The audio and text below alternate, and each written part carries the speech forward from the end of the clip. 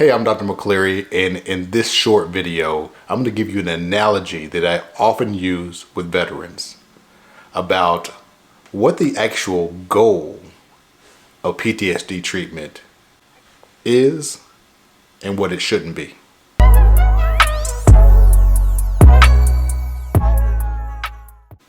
Oftentimes, people go into PTSD treatment and think that by the end of the treatment, they'll actually forget about the trauma. Well, guess what? That's bullcrap. You will not forget about your trauma.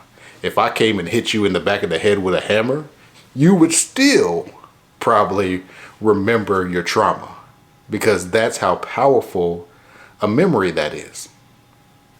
So, if forgetting about the trauma is not the goal of the treatment, then what is? Do you guys know who Beyoncé is? Yeah, I figured you did. Think about a Beyoncé concert.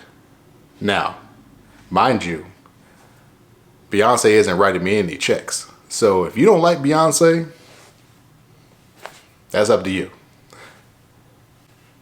Beyoncé and Beehive, please don't sue me. But if you do like Beyoncé, say you want to go to a Beyoncé concert, but you don't. Well, why don't you? Well, you think about a Beyoncé while it's supposed to be awesome, never been, but it's going to be dark. It's going to be loud.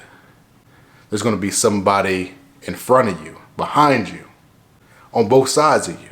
It's going to be a ton of people there. You may not know where your exits are. So guess what? You decide not to go to that Beyoncé concert.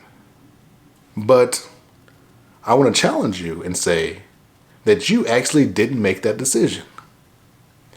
Your trauma made that decision. And this is what ends up happening for people that have experienced a lot of trauma. The trauma ends up making their choices for them. So you no longer do what you want to do. You do what you feel like you can do.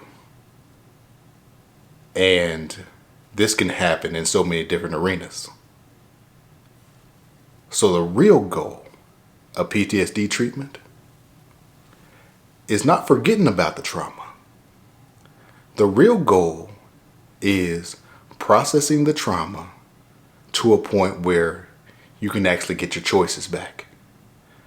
Now, if you decide to not go to that Beyoncé concert because you don't like Beyoncé, okay, so be it.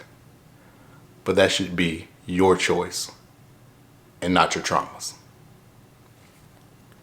Something to think about.